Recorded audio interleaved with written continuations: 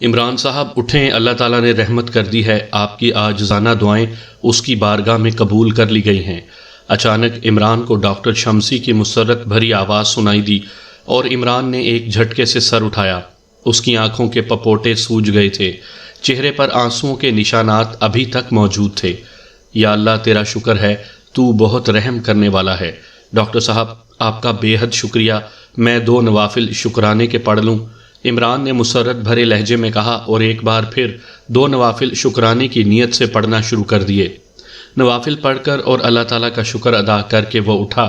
اس نے جائے نماز طے کر کے واپس اس کی جگہ پر رکھی اور پھر باتھ روم میں جا کر اس نے منہ دھویا اور پھر جوتے پہن کر وہ آفس میں آ گیا۔ ڈاکٹر شمسی کہیں گئے ہوئے تھے۔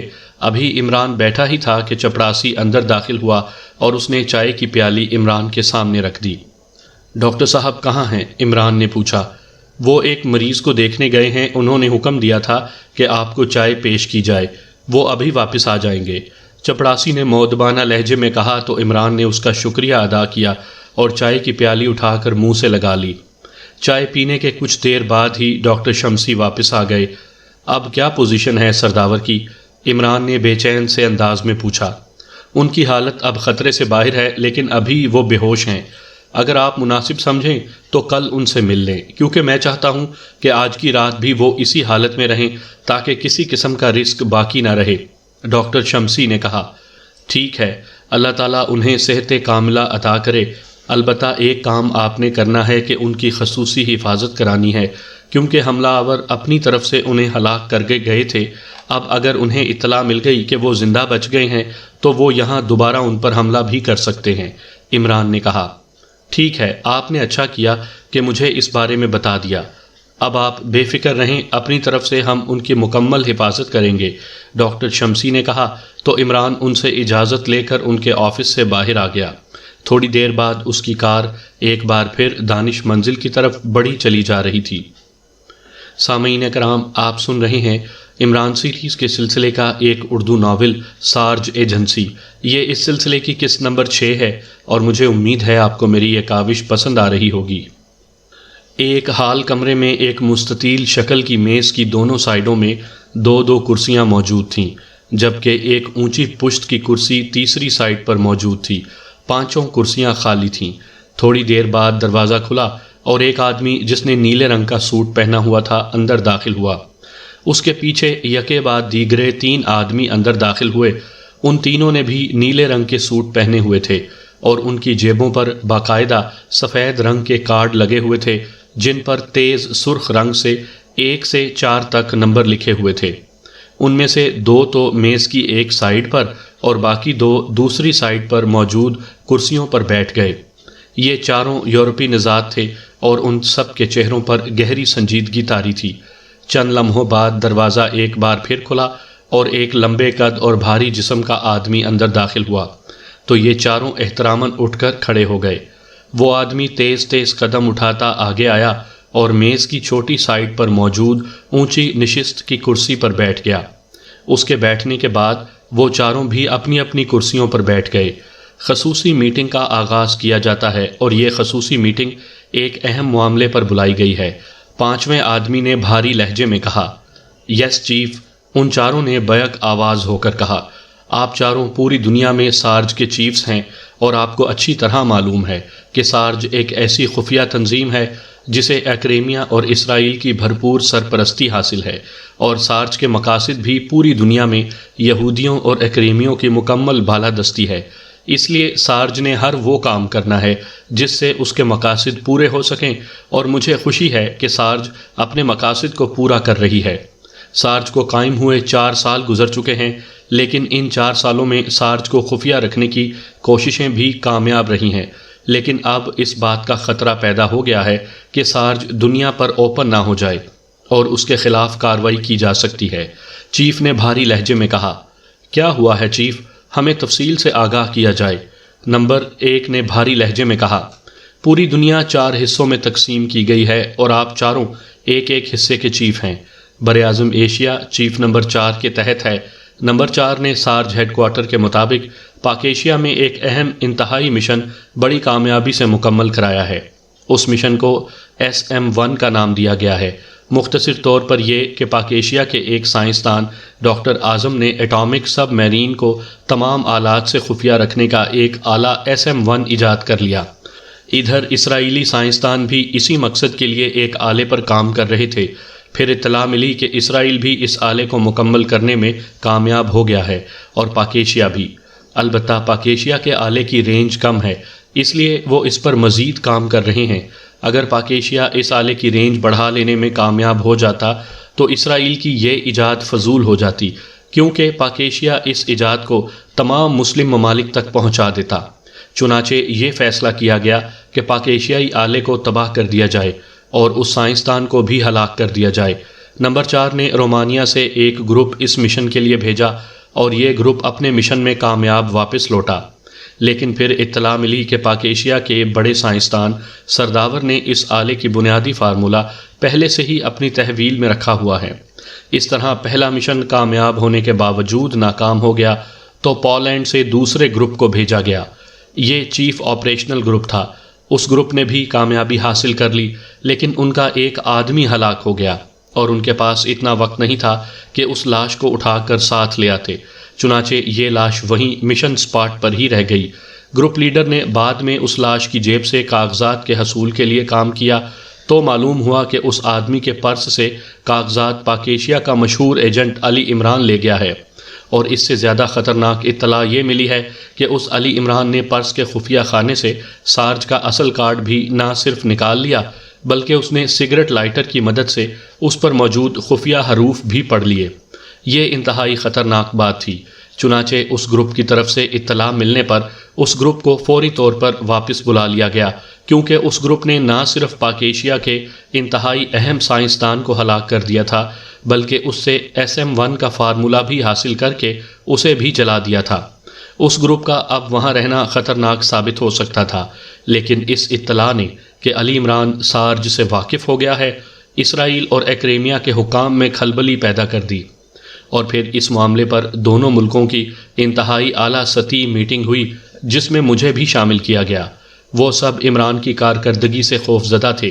میں نے انہیں بے حد سمجھایا کہ یہ آدمی ہمارے مقابلے میں کچھ بھی نہیں کر سکتا، اور صرف سارج کے نام سے واقف ہونے کا یہ مطلب نہیں ہے کہ وہ سارج کے ہیڈ کوارٹر اور اس کے چیفز اور ان کے ہیڈ کوارٹرز سے بھی واقف ہو جائے گا۔ لیکن اعلیٰ حکام باضد تھے کہ عمران اور پاک ایشیا سیکرٹ سروس اگر سارج کے خلاف مقابلے پر اتر آتے ہیں تو یہودیوں اور ایکریمینز کی یہ مشترکہ خفیہ تنظیم ختم بھی ہو سکتی ہے۔ اس لیے یہ فیصلہ کیا گیا کہ سارج کے ان دونوں گروپوں کو جنہوں نے پاک ایشیا میں مشن مکمل کیے ہیں انہیں ختم کر دیا جائے تاکہ عمران اور پاک ایشیا سیکرٹ سروس ان کے ذریعے سارج کے ہیڈ کوارٹر تک نہ پہنچ سکے۔ اس فیصلے پر عمل درآمد کے لیے یہ خصوصی میٹنگ کال کی گئی ہے۔ چیف نے پوری تفصیل سے بات کرتے ہوئے کہا تو چاروں چیفز کے چہروں پر حیرت اور الجھن نمایاں نظر آنے لگی۔ چیف، یہ کیسے ممکن ہے کہ میں اپنے ان دونوں گروپس کو جو مشنز میں کامیاب رہے ہیں خود ہی ہلاک کر دوں؟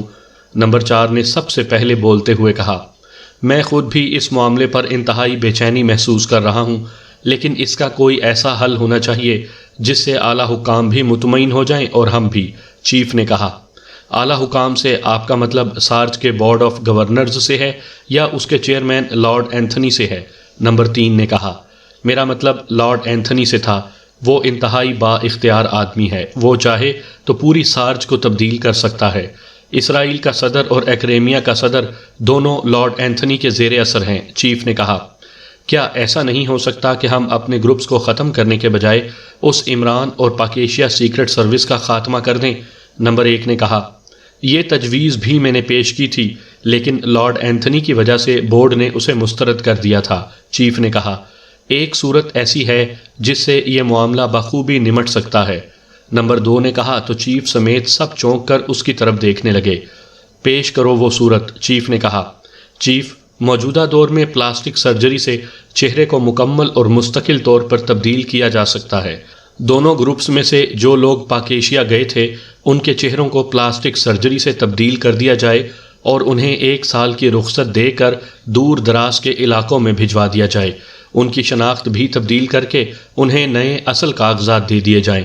اس طرح وہ ہلاک ہونے سے بچ جائیں گے اور زیادہ سے زیادہ یہ خطرہ 1 سال تک دور ہو سکتا ہے۔ 1 سال بعد وہ دوبارہ کام پر واپس آ سکتے ہیں۔ نمبر 2 نے تفصیل سے بات کرتے ہوئے کہا، ہاں یہ تجویز واقعی اچھی ہے، مجھے پسند آئی ہے۔ اس طرح بورڈ آف گورنرز کی بات بھی تسلیم کر لی جائے گی اور ہمارے تجربے کار لوگ بھی ہلاکت سے بچ جائیں گے۔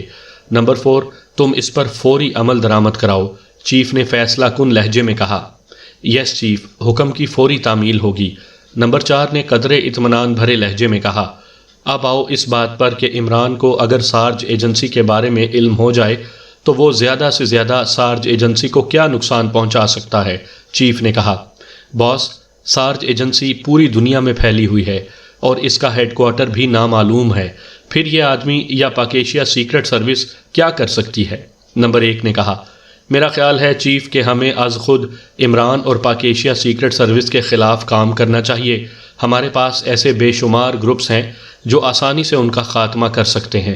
نمبر 2 نے کہا، نہیں، یہ بات اعلیٰ سطح کی میٹنگ میں اصولی طور پر طے کر لی گئی ہے کہ سارج ایجنسی کسی صورت بھی پاکیشیا سیکرٹ سروس کے خلاف کوئی کارروائی نہیں کرے گی، ورنہ ہمارے آدمیوں کے ذریعے پاکیشیا سیکرٹ سروس سارج کے ہیڈ کوارٹر اور بورڈ آف گورنرز تک پہنچ سکتی ہے، چیف نے کہا۔ باس، ایشیا کا چیف میں ہوں اور مجھے معلوم ہے کہ عمران اور پاکیشیا سیکرٹ سروس جب بھی کسی مشن پر کام کرتی ہے تو وہ ادھر ادھر نظر اٹھا کر بھی نہیں دیکھتی، بلکہ براہ راست اپنے مشن کو ٹارگٹ بناتی ہے، اور ان کا مشن اب سارج ایجنسی نہیں ہو سکتا، ان کا مشن SM فارمولا ہوگا، اور وہ اب لا محالہ اسرائیل میں اس فارمولے کو حاصل کریں گے یا اسے ختم کر دیں گے۔ اور آپ کو بھی معلوم ہے کہ پاکیشیا سیکرٹ سروس نے بے شمار بار اسرائیل میں کام کیا ہے، لیکن اسرائیل کی کوئی بھی ایجنسی ان کا خاتمہ نہیں کر سکی۔ اس لیے ہمیں جو کچھ کرنا ہے وہ صرف اتنا ہے کہ ہم اسرائیل کو رپورٹ کر دیں اور خود خاموش ہو کر بیٹھ جائیں۔ نمبر 4 نے کہا، یہ اور بھی زیادہ خطرناک بات ہے، اسرائیل تو ہمارا اپنا ملک ہے، ہم کیسے برداشت کر سکتے ہیں کہ پاکیشیا سیکرٹ سروس اسرائیل کو نقصان پہنچائے اور ہم خاموش بیٹھے رہیں، چیف نے غصیلے لہجے میں کہا۔ تو پھر ایک ہی صورت ہے چیف کہ اس بار اسرائیل میں ان کا مقابلہ اسرائیلی ایجنسیوں کے بجائے سارج ایجنسی کھل کر کرے، نمبر 4 نے کہا۔ ہاں ایسا ہو سکتا ہے، اس بات پر میں لارڈ اینتھنی کو قائل کر سکتا ہوں، چیف نے کہا۔ لیکن چیف، پھر تو لازماً سارج ایجنسی کو کھل کر سامنے آنا پڑے گا، اور پھر کیا سارج ایجنسی کا وجود خطرے میں نہیں پڑ جائے گا؟ نمبر 3 نے کہا، ہم اسرائیل میں کام کرنے والے اپنے گروپ کا نیا نام رکھ لیں گے، اس طرح سارج ایجنسی سامنے نہیں آئے گی، چیف نے کہا۔ اسرائیل میرے دائرۂ اختیار میں ہے چیف، اور میرے پاس ایک ایسا گروپ موجود ہے جس کے تمام ممبرز ریڈ ایجنسی اور بلیک ایجنسی میں کام کر چکے ہیں، نمبر 2 نے کہا۔ نہیں، وہ بھی لازماً ایکریمینز ہوں گے، ہمیں ایسا گروپ بنانا ہے جو اسرائیلی ہو اور یہودی ہو۔ پاکیشیا سیکرٹ سروس کے لیے کمیٹڈ اور انتہائی تجربے کار افراد کی ضرورت ہے، نمبر 4 نے کہا۔ ایسا ایک گروپ میرے پاس موجود ہے، اس کا انچارج کٹر یہودی ہے، اس کا نام کرنل سمتھ ہے، وہ انتہائی تجربے کار ہے اور اس کا گروپ بھی کٹر یہودیوں اور اسرائیلیوں پر مشتمل ہے، لیکن ان کی تربیت ایکریمیا میں ہوئی ہے، اور مجھے یقین ہے کہ کرنل سمتھ ان کا خاتمہ آسانی سے کر دے گا، نمبر 3 نے کہا۔ اوکے، پھر ایسا ہے کہ کرنل سمتھ اور اس کے گروپ کا ہیڈ کوارٹر اسرائیل میں قائم کر دیا جائے، وہاں انہیں ہر قسم کی سہولیات مہیا کی جائیں اور اسرائیلی پولیس کو ان کے تابع کر دیا جائے، چیف نے کہا۔ لیکن چیف، اسرائیلی ایجنسیاں اس کی بھرپور مخالفت کریں گی، نمبر 1 نے کہا۔ ہاں مجھے معلوم ہے، لیکن لارڈ اینتھنی اگر اسرائیل کے صدر سے بات کرے تو یہ کام بھی آسان ہو جائے گا، چیف نے کہا۔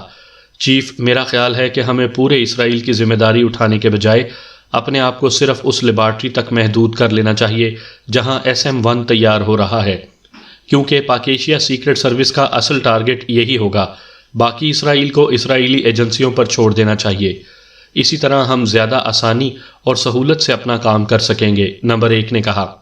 لیکن کیا یہ ضروری ہے کہ پاکیشیا سیکرٹ سروس یا اس عمران کو اس لیبارٹری کے بارے میں علم ہو، اور کیا یہ ضروری ہے کہ اسے یہ بھی علم ہو کہ اسرائیل بھی اس آلے پر کام کر رہا ہے، چیف نے کہا۔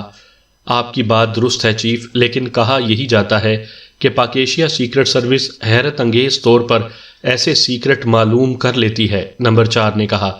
اوکے، پھر یہ بات طے ہو گئی کہ ہمارا گروپ اس لیبارٹری کی حفاظت کرے گا اور ان دونوں گروپس کو جو پاک ایشیا میں کام کر چکے ہیں انہیں انڈر گراؤنڈ کر دیا جائے گا۔ چیف نے میز پر ہاتھ مارتے ہوئے کہا۔ یس چیف، سب نے کہا۔ ڈن، چیف نے ایک بار پھر زور سے میز پر ہاتھ مارتے ہوئے کہا اور اٹھ کر کھڑا ہو گیا۔ اس کے اٹھتے ہی باقی چاروں بھی اٹھ کر کھڑے ہو گئے اور پھر چیف دروازے کی طرف مڑ گیا۔ عمران ڈاکٹر شمسی کے ہمراہ سرداور کے کمرے میں داخل ہوا تو بیڈ پر لیٹے ہوئے سرداور کے چہرے پر بے اختیار ہلکی سی مسکراہٹ دوڑ گئی۔ السلام علیکم ورحمۃ اللہ وبرکاتہ۔ میری طرف سے اور پورے پاک ایشیا کی طرف سے اللہ تعالیٰ کی خصوصی رحمت سے ملنے والی نئی زندگی مبارک ہو۔ عمران نے بڑے خلوص بھرے لہجے میں کہا۔ وعلیکم السلام، مجھے ڈاکٹر شمسی نے بتایا ہے کہ تم میری زندگی کے لیے سجدے میں گر کر دعائیں مانگتے رہے ہو۔ یہ تمہاری محبت ہے عمران بیٹے کہ اللہ تعالیٰ نے اپنی خاص رحمت کر دی، سرداور نے جواب دیا۔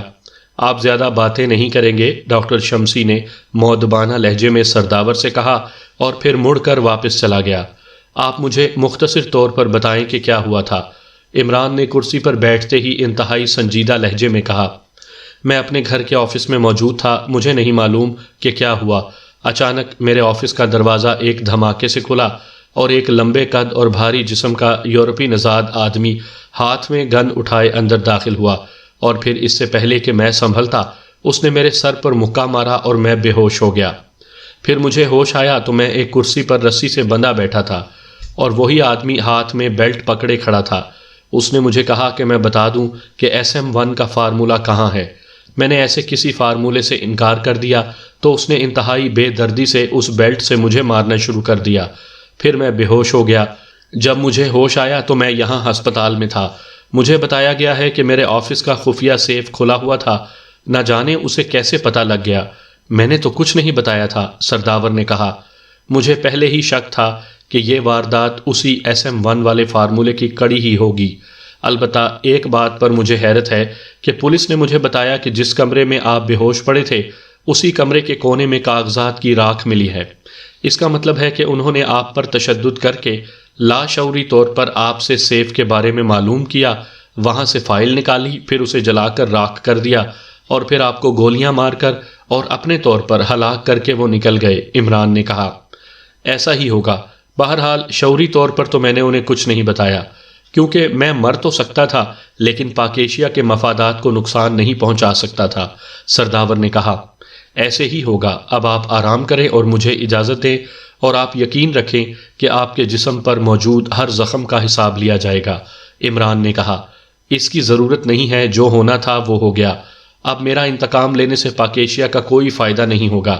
تم SM-1 کا فارمولہ لے آؤ تاکہ پاک ایشیا کا دفاع مضبوط ہو سکے، سرداور نے کہا۔ تو عمران اٹھتے اٹھتے دوبارہ بیٹھ گیا۔ اس کے چہرے پر حیرت کے تاثرات ابھر آئے تھے۔ کیا مطلب؟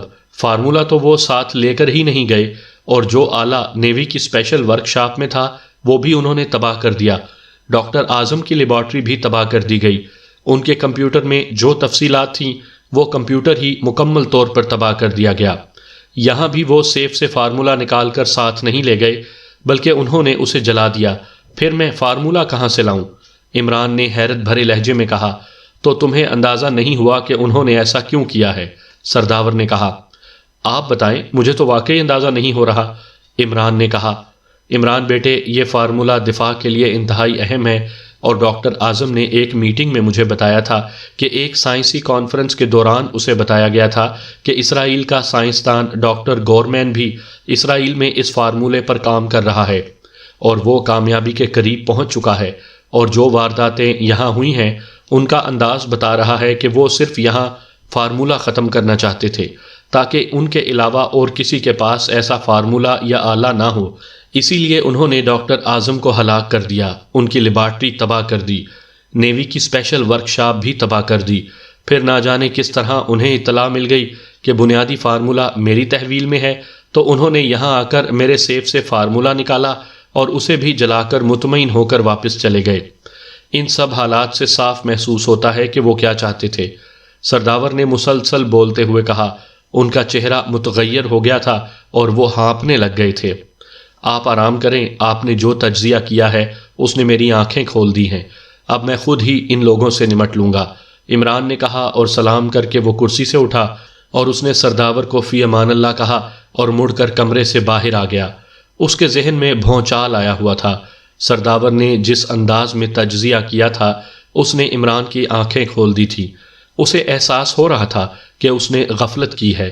یہ تجزیہ اسے خود کرنا چاہیے تھا، لیکن پھر وہ یہ سوچ کر مطمئن ہو گیا کہ چونکہ سرداور کو یہ معلوم تھا کہ اسرائیل میں ڈاکٹر گورمین اس فارمولے پر کام کر رہا ہے، اس لیے انہیں ایسا تجزیہ کرنے کا موقع مل گیا۔ اگر اسے یہ بات معلوم ہوتی تو یقیناً وہ بھی اسی انداز میں سوچتا۔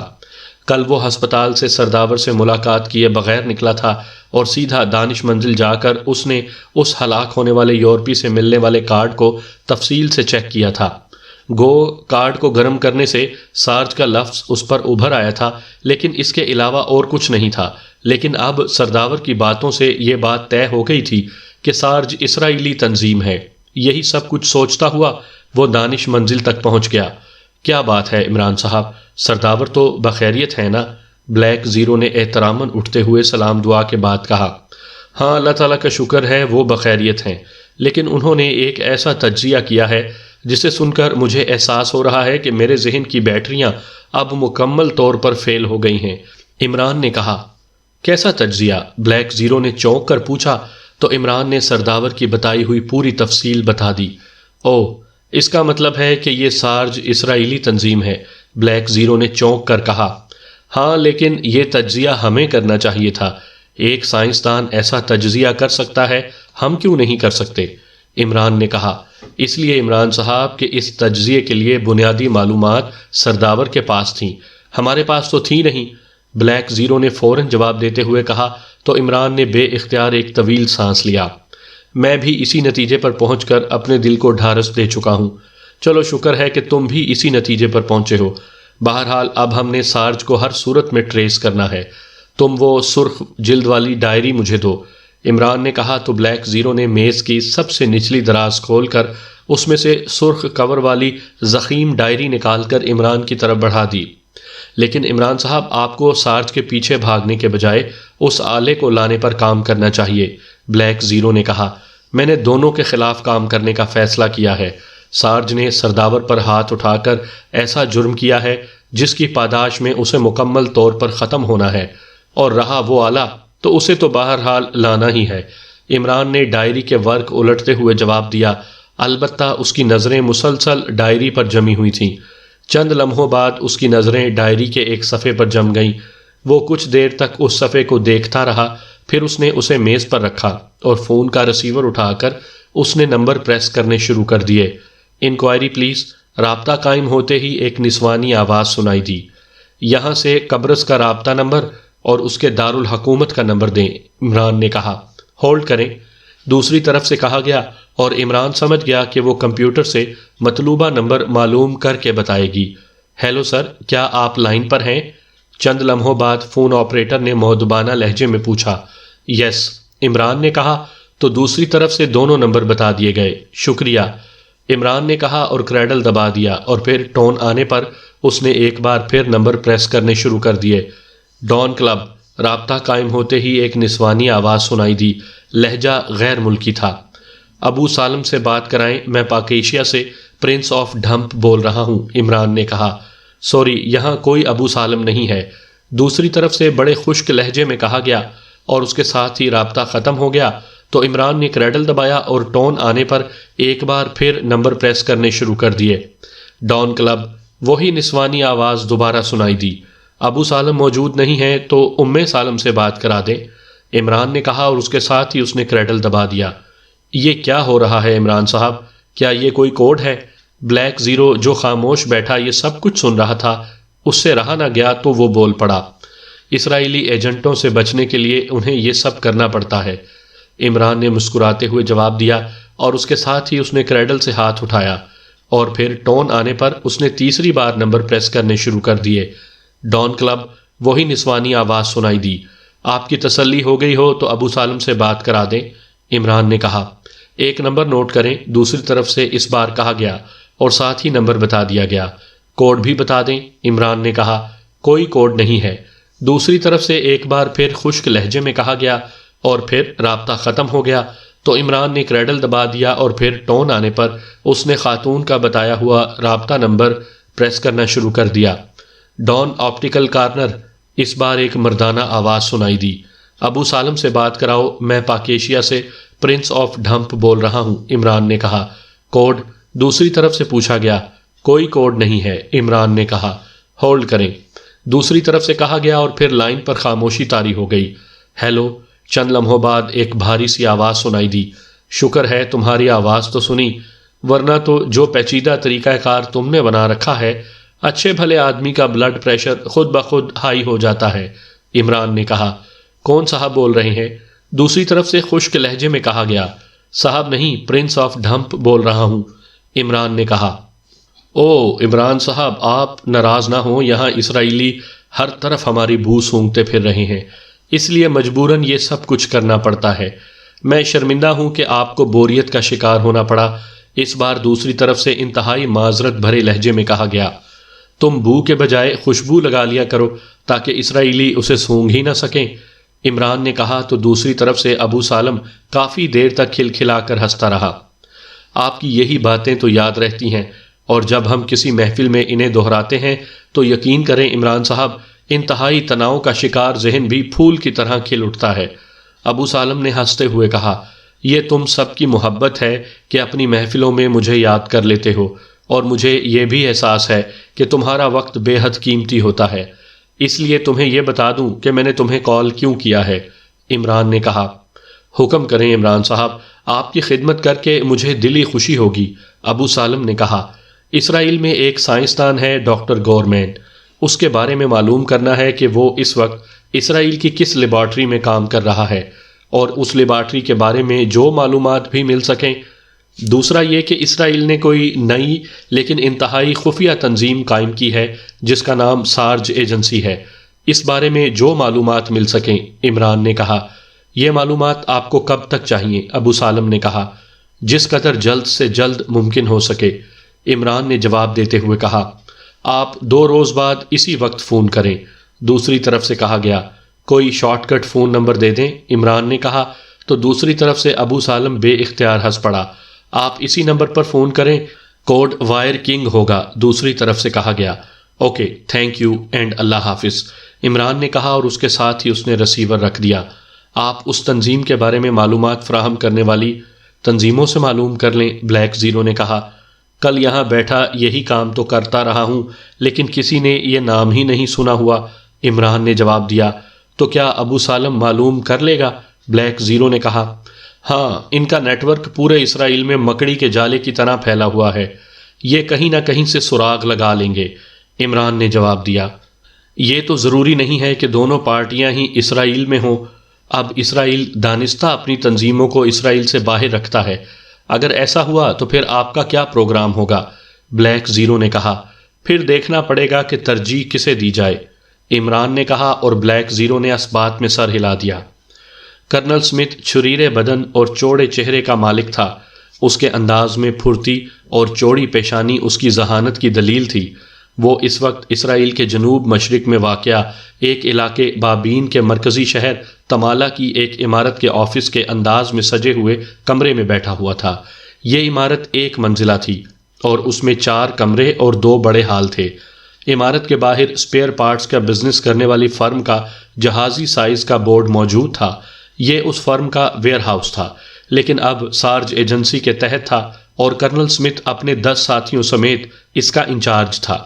عمارت کی عقبی سائٹ پر خاصا بڑا کمپاؤنڈ تھا جس میں ایک گن شپ ہیلی کاپٹر موجود تھا۔ اس ہیلی کاپٹر پر ایسے نشانات تھے جس سے یہ ظاہر ہوتا تھا کہ یہ ہیلی کاپٹر فوج کے تحت ہے۔ کرنل سمتھ ایک فائل پر جھکا ہوا تھا، جبکہ سائڈ پر 4 موٹی موٹی فائلیں پڑی ہوئی تھیں۔